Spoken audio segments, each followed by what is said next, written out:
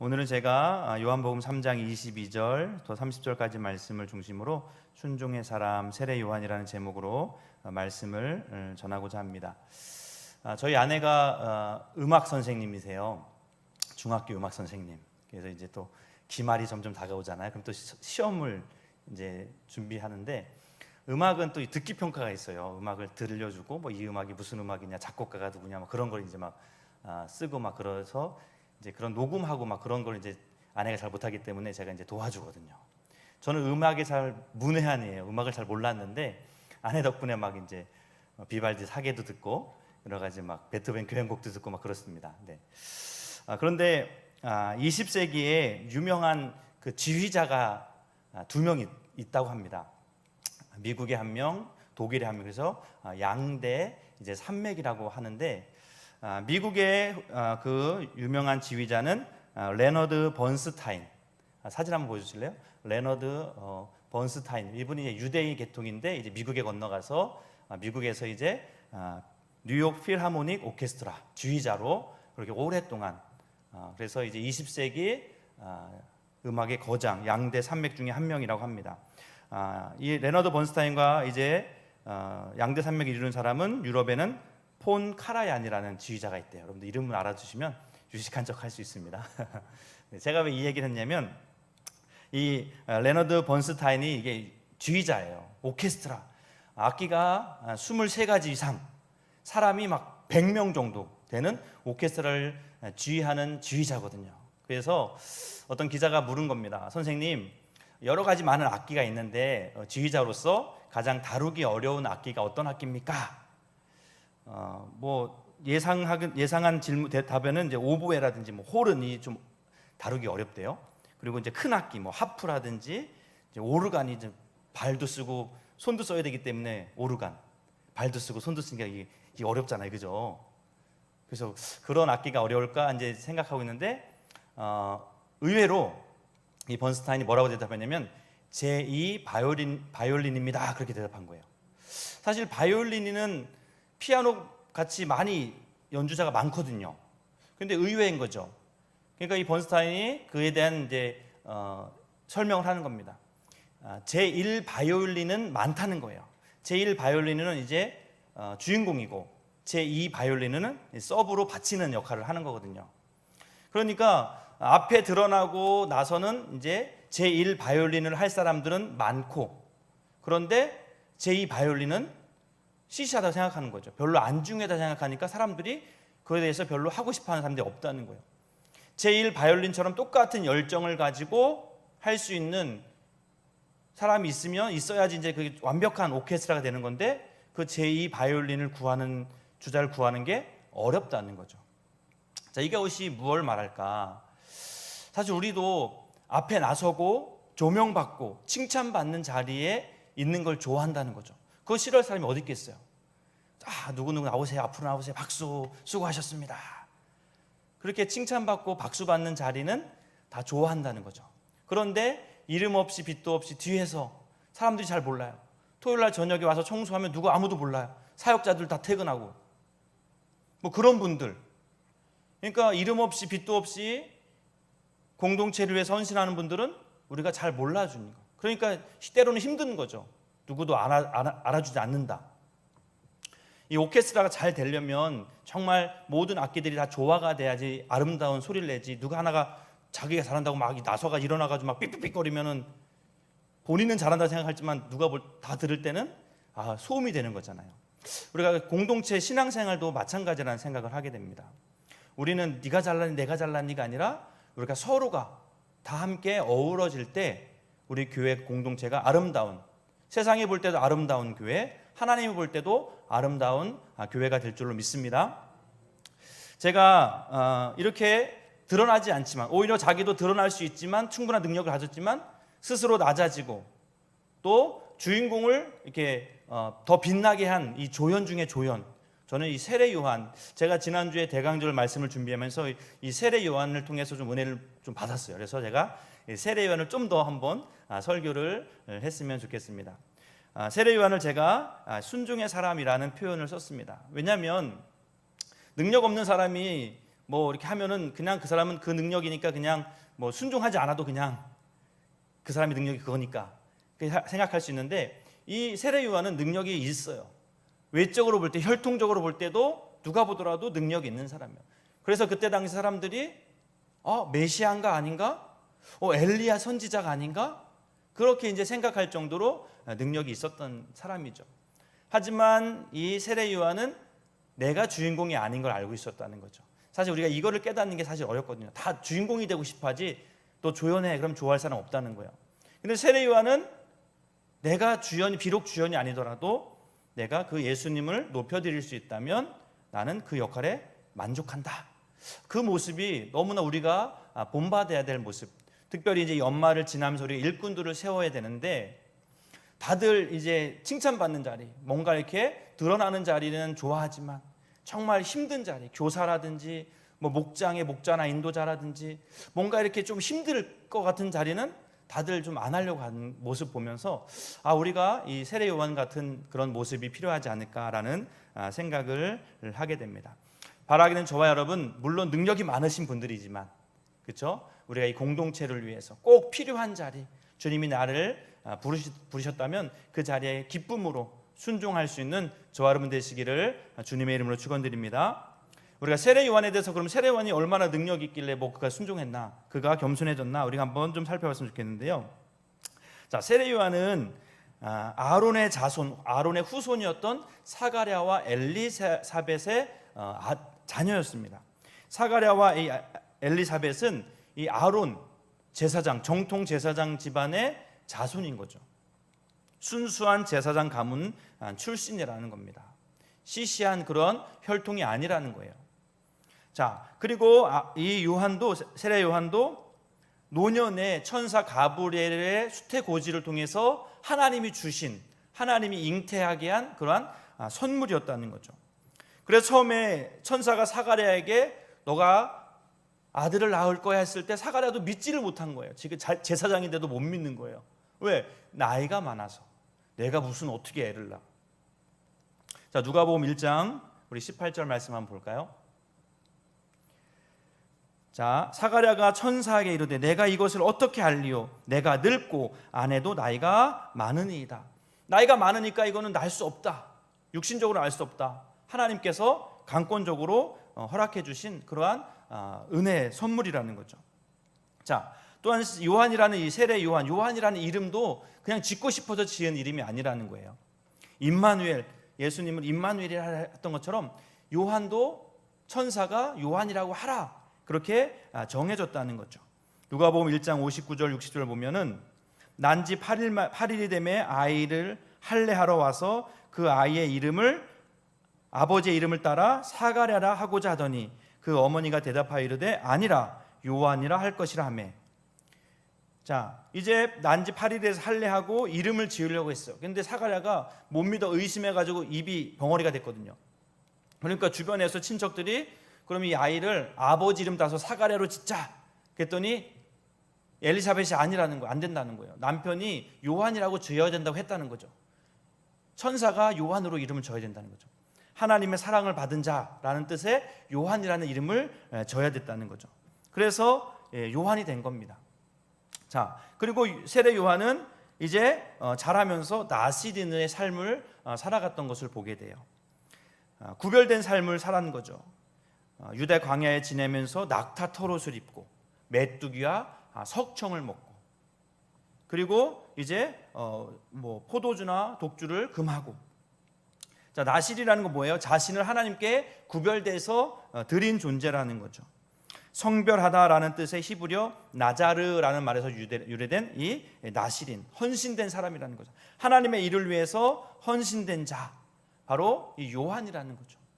요한은 어떤 면을 봐도 훌륭한, 정말 어디다 내놔도 꿀릴 게 없는 거예요. 영적으로, 율법적으로 꿀릴 게 전혀 없는 그러한 사람이었다는 거죠. 그가 유대 광야에 나가서 이제 이상한 짓을 합니다. 바로 물 세례를 베푸는 거죠. 마태복음 3장 1절 2절 말씀입니다. 우리 같이 한번 봉독해 볼까요? 시작. 그때에 세례 요한이 이르러 유대 광야에서 전파하여 말하되 회개하라 천국이 가까이 왔느니라 하였으니. 자, 이상한 그 세례 요한이 제사장 가문의 아들로 태어나서 나시린처럼 살더니 광야에 나가서 이제 막 외치는 겁니다. 회개하라, 천국이 가까이 왔다. 사람들이 깜짝 놀란 거죠. 아, 저 사람이 메시아인가? 그러면서 와서 이제 세례를 받기 시작합니다. 물 세례를 받기 시작합니다. 많은 사람들이 이제 성전 제사에 물려 있어. 성전의 그런 어떤 부패하고 어떤 거기서 드려지는 어떤 그런 것에 대해서 이제 물려 있었는데, 세례 요한이 막 광야에서 또 요단강에서 막 세례를 베풀면서 회개하라 막 그렇게 외치니까 사람들이 하나님 보내준 선지자라고 생각하고 와서 세례를 받고, 또 메시아라고 생각해서 이제 예수님 그 세례 요한에 와서 배우려고 하는 사람들이 많았다는 거죠. 자, 그런데 사람들이, 제사장들이나 또 바리새인들이 정말 세례 요한이 메시아가 아닌가 생각하는 마음이 들었다는 거죠. 그래서 사람을 보내가지고 당신이 정말 메시아입니까? 라고 물을 정도로, 또 엘리야입니까? 라고 물을 정도로 그렇게 많은 영향력을 미쳤다는 거죠. 그런데 중요한 것은 세례 요한이 그 물음 앞에서 뭐라고 대답했냐면, 아닙니다. 저는 아닙니다. 누가 저보고 영화 배우죠 그러면 제가 뭐라 하겠어요? 보는 눈이 있으시네 그럴 거 아니에요, 그죠? 제가 유인촌을 좀 닮았습니다 막 그러면서. 네, 어떤 분이 자꾸 저보고 유인촌 닮았다 해가지고 살짝 기분 좋으면서도 저 사람 나이가 많은데 막 그런 생각. 누가 와서 막 누구 닮았다 그러면은 그러냐고 막 보는 눈이 좋다고 막 그럴 거 아니에요, 그죠?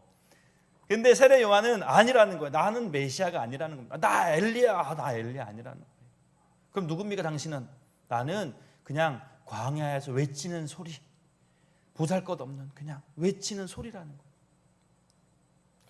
자, 우리 요한복음 1장 23절 말씀입니다. 이르되 나는 선지자 이사야의 말과 같이 주의 길을 곧게 하라고 광야에서 외치는 자의 소리로라 하니라. 사람들이 막 띄워주는 거예요. 당신 메시아 아닙니까? 당신 엘리야 선지자 중에 하나님 보내준 선지자 아닙니까? 아니에요, 아닙니다. 저는 그냥 광야에서 외치는 자의 소리입니다. 진짜 주인공은 제 뒤에 오십니다. 저는 그분의 신발끈 풀기도 감당할 수가 없습니다. 저는 그분의 뒤꿈치에 때만도 못합니다. 자신을 낮추는 거죠. 자신의 역할이 뭔지를 아는 거예요. 얼마든지 자기가 높아질 수 있다는 거죠. 우리가 지금 이 코로나19가 처음에 시작됐을 때 막 신천지 때문에 시작돼가지고 신천지가 많이 욕을 먹었잖아요, 그죠? 이단들이 많이 생기고. 그래서 우리가 그런 생각할 수 있어요. 어떻게 신천지 그 이만희가 자기가 보혜사 성령이라고 할 수 있을까? 근데 사람들이 어떻게 그걸 믿을까? 통일교회 문선명을 어떻게 사람들이 그렇게 성령으로 믿을까? 처음에 그 사람들도 믿음이 좋았다는 거예요. 막 은사가 나타난다는 거예요. 막 손을 얹으니까 병자가 낫는 거예요. 하나님이 특별한 은사를 주신 거죠. 그런데 거기서 멈춰야 되는데 사람들이 와 대단하십니다 하니까 내가 좀 대단하지. 내가 진짜 메시아였어. 막 그러면서 이제 도를 넘은 거죠. 이단이 된 겁니다. 처음은 비슷하게 시작했지만 끝이 달라진 거죠. 이단이 된 겁니다. 우리가 그런 유혹에 빠질 수 있거든요. 그런데 세례 요한은 철저히 이제 자기의 역할을 아는 거죠. 아닙니다. 세례 요한은 자신이 역할이 무엇인지, 나는 하나님께 나에게 주신 그 역할, 그 말씀에만 내가 순종하겠다라는 그러한 모습으로 살아갔을 때 정말 그의 삶을 통해서 하나님께서 영광 받으시고, 또 그를 통해서 정말 주인공이었던 예수님이 더 빛을 발하게 된 줄로 믿습니다. 우리가 그러한 순종하는 사람, 정말 내가 해야 될 일이 무엇인지, 나의 역할이 무엇인지, 교만하지 않고 과장하지 않고 막 척하지 않고, 내가 정말 쓰임받는 곳에, 나를 부르신 곳에, 그것이 설사 뭐가 크게 드러나지 않아도, 뭔가 사람들이 알아주지 않는 곳이 아니더라도 정말 우리 교회에 꼭 필요한 곳이라면 내가 하나님 맡기셨다는 생각으로 내가 사명 감당하겠다. 그러한 자세가 바로 세례 요한에게 있었는 줄로 믿습니다. 자, 오늘 세례 요한을 통해서 순종하는 사람이 가지는 특징과 누리는 기쁨에 대해서 한 3가지 정도 우리가 살펴봤으면 좋겠습니다. 먼저 첫 번째, 순종하는 사람의 특징입니다. 제가 계속 말씀했던 것처럼 자신에게 주어진 역할에 최선을 다하는 겁니다. 자신의 역할에 대해서 충실한 겁니다. 자, 오늘 말씀에도 보면 이제 이미 예수님께서 등장했어요. 세례 요한이 등장하고 예수님이 등장을 했습니다. 그럼에도 불구하고 세례 요한은 자신이 해야 될 일을 묵묵히 하는 것을 보게 됩니다. 우리 22절 23절 말씀인데요. 그 후에 예수께서 제자들과 유대 땅으로 가서 거기 함께 유하시며 세례를 베푸시더라. 요한도 살렘 가까운 에논에서 세례를 베푸니 거기 물이 많음이라. 그러므로 사람들이 와서 세례를 받더라. 아멘. 자, 예수님께서 이제 등장하셨습니다. 예수님께서도 이제 세례를 베푸시는 거예요. 자, 그러면 이제 세례 요한은 나는 이제 내 역할 여기서 끝났다. 나 이제 놀고 먹자. 그럴 법도 한데 그게 아니었어요. 묵묵하게 자기도 살렘 가까운 곳에서 세례를 베풀었다는 거죠. 그러면서 기회가 될 때마다 내가 그리스도가 아니라 저분이 그리스도입니다. 저분이 우리를 죄에서 구원할 메시아입니다. 라고 증거했다는 거죠. 30절 말씀에 이렇게 고백합니다. 우리 같이 한번 봉독해 볼까요? 시작. 그는 흥하여야 하겠고 나는 쇠하여야 하리라 하니라. 그래서 그는 누구고 나는 누구죠? 그는, 예수님은 흥해야 됩니다. 예수님이 이름이 높아져야 됩니다. 예수님만이 영광 받으셔야 됩니다. 그럼 나는 누구예요? 세례요한. 나는 어떻게 된다고요? 쇠해야 됩니다. 내 이름은 찾지 마세요. 나를 부르지 마세요. 나는 그냥 내 역할만 하고 사라지는 거죠. 정말 세례 요한은 젊어서 진짜 사라졌어요. 헤로드 왕의 그 스캔들을 이제 직언을 했다가 이제 단도형을 당하죠. 목숨을 잃게 되는, 예수님이 살아계실 때니까 세례 요한도 비슷한 나이 30대 그때 전후로 이제 죽임을 당하게 되는 거죠. 어떻게 보면 정말 다 그 꽃도 안 피웠다고 생각할 수 있는데 그렇게 같지만 세례 요한은 나는 쇠하여야 하리라. 예수님만이 흥해야 되리라. 그러한 고백을 가지고 그렇게 사역했던 것을 보게 됩니다. 저와 여러분들도 마찬가지예요. 우리는 주인공이 아닙니다. 저와 여러분들은 주인공이 아니에요. 우리 교회에서도 마찬가지입니다. 우리가 자꾸 주인공 되려고 하는 것 별로 안 좋아요. 왜냐면 내가 주인공이라 생각하는데 나를 안 알아주면 어떻게 될까요? 실망하게 돼, 낙심하게 되거든요. 내가 주인공인데 왜 목사님 나를 안 알아주지? 내가 주인공인데 왜 저 집사님 나한테 까불지? 이런 말 하면 안 되는데 어쨌든 막 그러면서 이제 막 낙심하게 되는 거죠. 그러면서 이제 막 원수를 짓는 거예요. 나를 막 무시했어? 내가 주인공인데? 그러면 이제 그때부터 힘들어지는 거예요. 우리는 철저히 낮아지는 거죠. 나는 조연이다. 나는 엑스트라다. 누가 주인공이에요? 예수님만이 높아지면 되겠다. 나를 통해서 예수님만 높아지면 나는 다 할 일 다 했다. 우리가 그러한 자세로 봉사하고 수고한다면 우리가 시험에 들 일이 없을 것 같아요. 그런데 내 이름도 조금 알아줘야지. 그러면 그때부터 이제 시험이 드는 거죠. 저와 여러분들은 내가 맡겨진 역할에 최선을 다하며 주님만 높일 수 있는 저와 여러분 되시기를 주님의 축원드립니다. 자, 순종하는 자의 기쁨이 있습니다. 그것은 뭐냐면 함께 기뻐할 수 있다는 거예요. 함께. 내 기쁨이 내 직접적인 기쁨이 아니어도 우리가 순종하는 사람은 함께 기뻐할 수 있다는 거예요. 어떻게 해요? 29절 말씀입니다. 신부를 취하는 자는 신랑이나 서서 신랑의 음성을 듣는 친구가 크게 기뻐하나니 나는 이러한 기쁨으로 충만하였노라. 자, 신부를 취하는 자는 신랑이죠. 신랑이 얼마나 기분이 좋겠어요. 그런데 신랑의 음성을 듣는 친구도 기뻐한다는 거예요. 내가 그러한 기쁨으로 충만하다. 세례 요한은 내가 신랑은 아니에요. 주인공은 아니에요. 신랑은 예수님이에요. 근데 예수님이 신부를 맞이함으로 기뻐하는 걸 보면서 나도 기쁘다. 내 기쁨이다. 그렇게 말하고 있는 거예요. 사실 이거는 어려운 거예요. 우리 한국적인 배경에서 우리는 사촌이 땅을 사면 어떻게 돼야 돼요? 배가 아파야 되는 거거든요. 그런데 어떻게 사촌이 땅을 샀는데 어떻게 우리가 행복할 수가 있어요? 나는 요번에 건사 직분을 못 받았는데 옆에 집사님 건사 직분 받았는데 내가 같이 축하해 줄 수 있겠어요?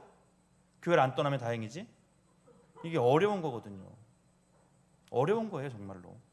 우리 교회의 문제가 뭘까요? 그런 거거든요. 직분을 무슨 권력 받은 것처럼, 무슨 큰 내가 높아지는 것처럼, 사실은 더 낮아지라고, 더 섬기라고 주신 직분인데 뭔가 좀 올라간다고 생각하니까 나는 왜 못 올라가지? 내가 지금까지 헌신한 게 얼만데? 그 생각하니까 낙심하는 거거든요. 정말 담임 목사 말처럼 장로님 되시고 권사님 되시면 밥 사줘야 돼요. 얼마나 고생하겠어. 이제 죽었다고 생각해. 이제 당신은 이제 사생활이 없어. 이제 맨날 와서 교회에서 헌신해야 되지. 아이고 안 됐네. 그렇게 우리가 더 우리 힘을 실어줘야지. 막 그거 시기하고 질투할 게 아니라는 거예요. 요즘 코로나19 때문에 많이 우울하잖아요, 그죠? 뭐 맨날 들려오는 소식이 600명대 늘어났다. 어제 680명인가 막 됐더라. 우울합니다, 진짜. 그런데 이날 우울할 속에서 한 줄기 빛과 같은 소식이 들릴 때가 있어요. 언제냐면 이 손흥민이 골 넣었다는 소식을 들릴 때. 제가 운동을 뭐 이렇게 잘하지 못하지 좋아하거든요.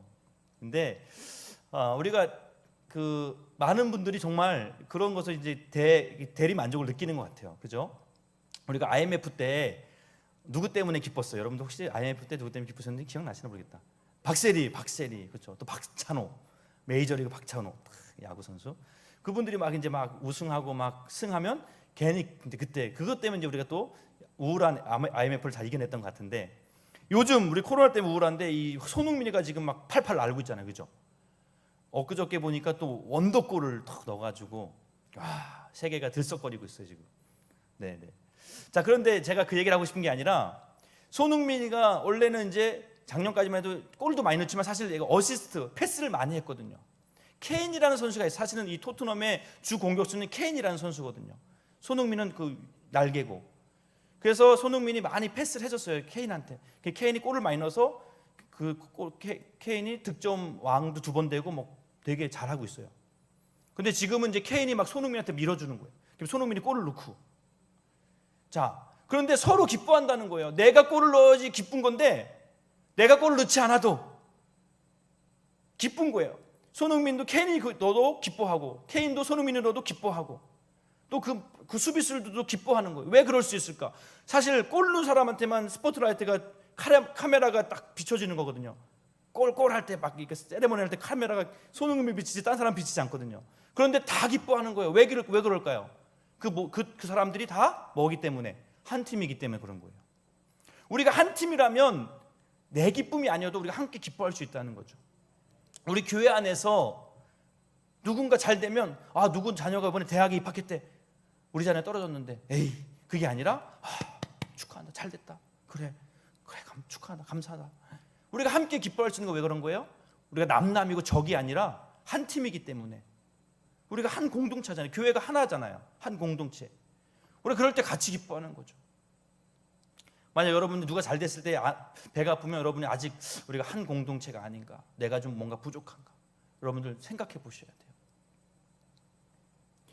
우리는 한 팀이라면 함께 기뻐할 수 있는 거죠. 우리가 한 교회 공동체라면 모든 사람의 아픔과 기쁨을 우리가 함께 아파하고 함께 기뻐할 수 있는 줄로 믿습니다. 세례 요한은 예수님과 한 팀이었기 때문에 자신이 비록 높아지지 않을지라도 주님이 높아진다면 나는 그것으로 감사하다, 기뻐했던 것을 보게 됩니다. 함께 우리가 순종하는 자들은 함께 기뻐하는 자가 될 수 있다는 거죠. 바라기는 저와 여러분, 우리 교회 한 공동체, 한 교회의 공동체로서 우리가 서로에 대한 그러한 일에 대해서 기뻐해주고 함께 아파해줄 수 있는 그런 한 몸 공동체가 되기를 주님의 축원드립니다.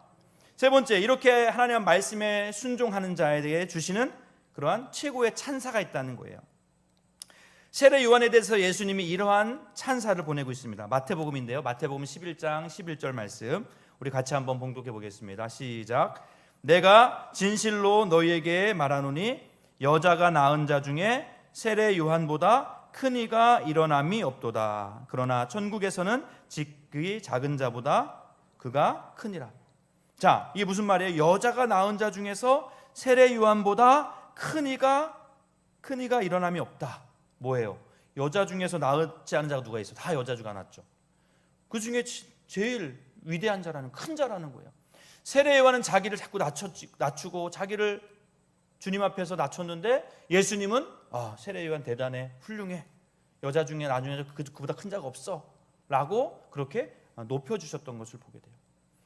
예수님도 인간의 몸으로, 낮고 낮은 인간의 몸으로 오셨고 십자가에 그렇게 비참하게 죽어지셨죠. 낮아지셨죠. 그런데 하나님이 예수님을 높여주셨다는 거죠. 무엇으로? 우리의 구원자로 그의 이름을 부를 때 구원을 받을 수 있는 이름으로 높여주셨다는 거죠. 순종하며 하나님 말씀에 그 말씀을 따르는 자 하나님이 높여주시는 은혜가 있는 줄로 믿습니다. 사람 앞에 높임 받으려고 하지 마세요. 사람이 높여주지 않을지라도 하나님은 여러분들을 가장 높은 곳에 앉혀주시고 그렇게 여러분들을 인정해 주실 줄로 믿습니다. 인류의 죄가 들어온 이유가 뭐예요? 바로 한 사람의 불순종 때문이었다는 거죠. 아담의 불순종. 하지만 우리가 인류가 또 구원을 받을 수 있는 것 바로 한 사람의 순종 때문이라는 거죠. 예수님의 순종 때문. 우리 로마서 5장 19절 말씀입니다. 우리 같이 한번 봉독해 보겠습니다. 한 사람이 순종하지 아니함으로 많은 사람이 죄인 된 것 같이 한 사람이 순종함으로 많은 사람이 의인이 되리라. 아멘. 하나님께서 찾는 사람은 능력 많은 사람을 찾는 것이 아닙니다. 많이 배운 사람을 찾는 것이 아니에요. 재물을 많이 가지고 있는 사람 찾는 것이 아닙니다. 뭐 젊고 예쁘다고 찾는 것이 아니에요. 어떤 분들 뭐 좀 하세요 그러면 아우 내 나이가 몇 개인데 그걸 해 그러신 분이 있어요. 나이가 젊다고 일하는 게 아니에요. 모세 80세에 출애굽을 했단 말입니다. 아브라함은 이삭을 몇 세 낳나요? 100세가 났어요. 여러분들 할 수 있어요. 용기를 가지세요. 나이가 많아서 못하겠다. 그거는 핑계입니다. 내가 나이 많아서 예배는 못 가 그러면서 마트는 잘 가시고 뭐 어딘 잘 가시잖아요. 밥 먹으러 어디 멀리까지 가시면서 왜 뭐가 힘들어서 못한다고. 그거 다 핑계예요. 하나님 우리에게 사명을 맡기실 때 뭘 또 맡기시냐면 감당할 수 있는 능력도 맡기시는 줄로 믿습니다. 여러분들 아멘으로 순종할 때 하나님께서 그것도 다 예비하신 분이 하나님이 정말 할 수 없는데 그냥 막 낭떠러지로 내모시는 분이 아니라는 거예요. 감당할 수 있으니까 할 만하니까 목자 좀 하세요. 인도자 좀 하세요. 권사 장로 좀 하세요. 할 만하니까 하나님께서 맡겨주시는 거거든요. 우리는 그때 아멘 하겠습니다. 나는 부족하지만 나는 연약하지만 하나님 도와주시면 성령님 나와 함께 하시면 할 수 있습니다. 그럴 때 하나님께 그 사람을 통해서 하나님께서 일하실 줄로 믿습니다. 말씀을 정리하겠습니다. 우리가 잘 아는 말씀 있죠. 사무엘상 15장 22절 말씀이에요. 순종이 제사보다 낫다. 사울 왕이 아멜렉과 전쟁에서 아주 튼실한 소와 양떼를 막 가지고 왔어요. 하나님 분명히 진멸하라고 했거든요. 자기 생각대로 한 거죠. 그래서 이제 사무엘 선지자를 통해서 하나님이 그것을 지적합니다. 당신이 왜 이렇게 했습니까? 그때 변명을 하죠. 이거 너무 튼실해가지고 내가 하나님 앞에 제사 드리려고 갖고 왔다. 거짓말한 거예요. 하나님이 그때부터 사무엘을 떠났다 그렇게 말씀하고 있거든요.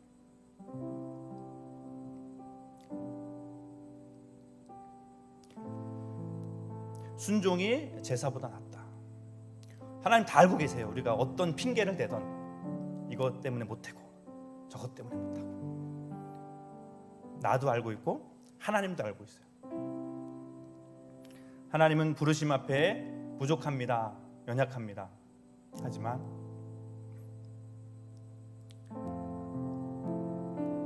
말씀에 순종하겠습니다 하는 자들을 통해서 하나님 일하실 줄로 믿습니다. 바라기는 하나님께서 부르신 곳에서 땀 흘리며 순종의 제사를 드릴 수 있는 저와 여러분 되시기를 주님의 이름으로 축원드립니다. 기도하겠습니다. 하나님 아버지 감사합니다. 연약하고 부족한 저희들 주님의 은혜가 아니었다면 구원받을 수 없는 그러한 죄인이었음에도 불구하고 예수님 십자가에 지시고 부활하심으로 우리에게 생명을 주신 주님 너무나 감사합니다. 구원받은 것도 감사한데 이 모양 저 모양으로 직분을 맡기시고 사명을 맡겨주시니 너무나 감사합니다. 때때로 그것이 힘에 버거워 외면하고 거부하고 또 핑계를 대려고 했을 때도 있었습니다. 하지만 하나님 다 알고 계십니다. 우리가 그것을 핑계 대는지 거부하는 것 알고 계십니다.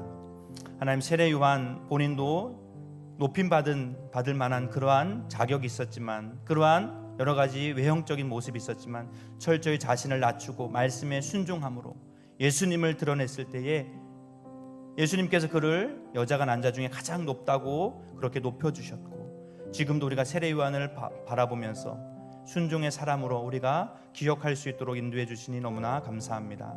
우리의 삶의 자리에서 또 하나님께 우리 반월중앙교를 너무 사랑하셔서 지금까지 많은 귀한 일꾼들을 세우셔서 지금까지 우리 교회가 부흥하고 성장할 수 있었는데, 이제 내년도 2021년 너무나 중요하고 어려운 시기입니다.